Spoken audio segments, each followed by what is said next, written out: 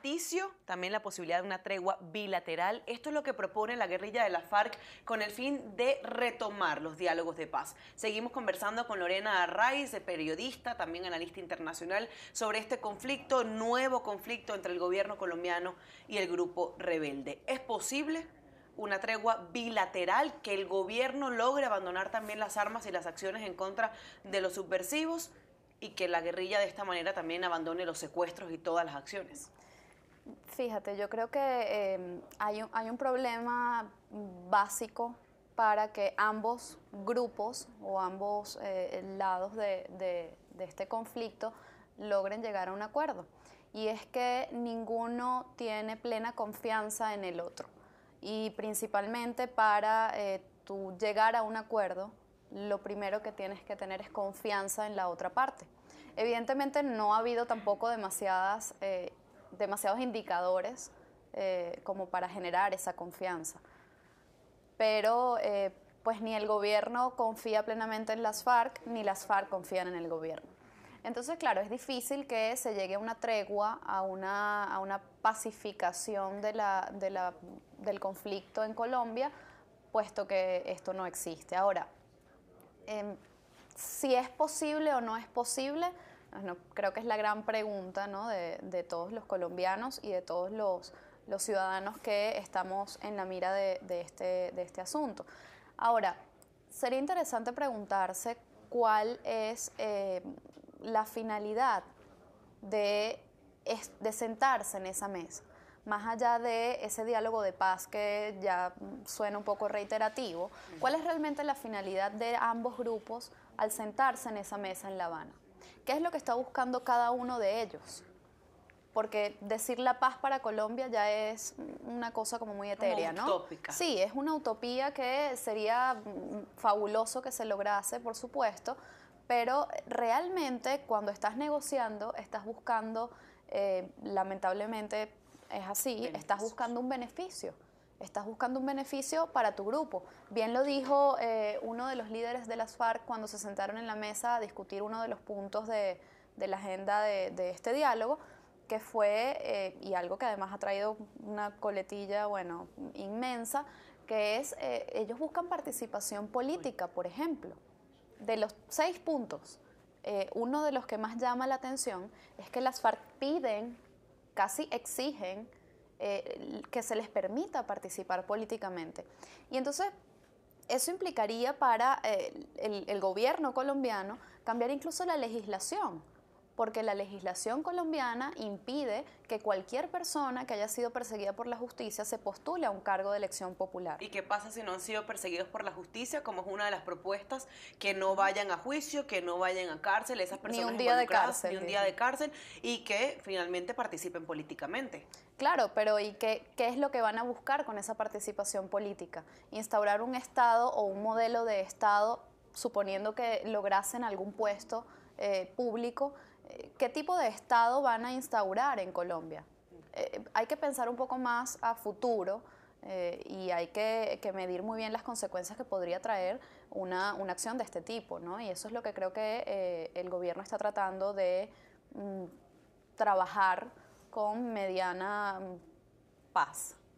Ahora, un conflicto armado que por supuesto también afecta a los países vecinos. Venezuela limita, frontera extensa, sumamente extensa, y hemos visto, además de los problemas cotidianos, pues un problema también de seguridad y de acción por parte de la guerrilla. Además, esto se une a todo lo que viene con los distintos impases en relaciones bilaterales entre Venezuela y Colombia. ¿Qué pasaría si finalmente se acuerda esta paz entre ambas partes? ¿Crees que cambiaría el nivel de acción de la guerrilla justamente si tienen acceso o no a Venezuela? Creo que la guerrilla colombiana está perfectamente clara, lamentablemente, en los accesos que tienen o no a el Estado venezolano. Creo que es un conflicto que, como estamos diciendo, tiene muchísimo tiempo y que además tiene intereses de por medio que no se negocian en una mesa de paz. Creo que si cambiarían o no las relaciones bilaterales va a ser algo que se va a evidenciar a futuro, como siempre, es decir, a la inmediatez no creo que se modifique demasiado, pero sí creo que puede traer consecuencias, desde mi punto de vista muy personal, considero que pueden ser nefastas para Venezuela, lograr algún tipo de acuerdo que beneficie de alguna manera a la guerrilla. Ahora, evidentemente, si se lograra una paz de verdad, pues obviamente sería algo muy positivo tanto para Venezuela como para Colombia y para cualquier otro de los países fronterizos con Colombia. Es decir, habría que evaluar cuál sería la condición para esa paz, porque lo que sí estoy prácticamente segura es que esa paz no se va a lograr sin una condición. Habría que ver cuál es esa condición y entonces, es decir, cuál es el peso, ¿no?, que se le estaría dando a cada una de las opciones. Ya estamos por terminar la entrevista, se nos acaba el tiempo, pero no puedo dejar de preguntarte cómo ves o cómo pudieras pensar que se puede ver el hecho de que víctimas de las FARC, víctimas de todo este conflicto, le han pedido al propio Juan Manuel Santos que reinicie las conversaciones. ¿Cómo pedirle al mandatario nacional que reinicie unos diálogos con las personas que te han hecho tanto daño a ti y a tus familiares por todos estos 60 años de conflicto? Claro, allí está manejándose un factor muy importante que es evidentemente la emocionalidad y la esperanza de la gente. En el momento en el que tú, desde cualquier ámbito de la política, bien sea electoral o un ámbito como este tan delicado, desde el momento en el que tú en esos ámbitos utilizas la emoción de la gente para bien o para mal, tú tienes cosas a tu favor y tienes cosas en tu contra.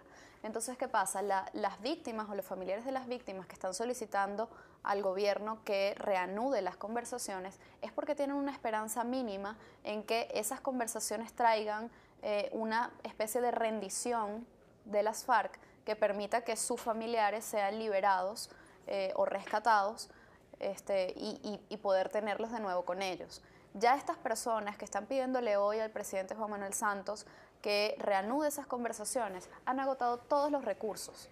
Ya estas personas han hecho, en algunos casos se han tomado justicia por sus manos, en otros casos han dejado todo a un lado por lograr o intentar lograr que les devuelvan a sus familiares. Entonces, claro, ya lo que les queda es confiar de alguna manera con una especie de fe ciega, ¿no? Digo fe porque es esto de que no ves nada, ¿no?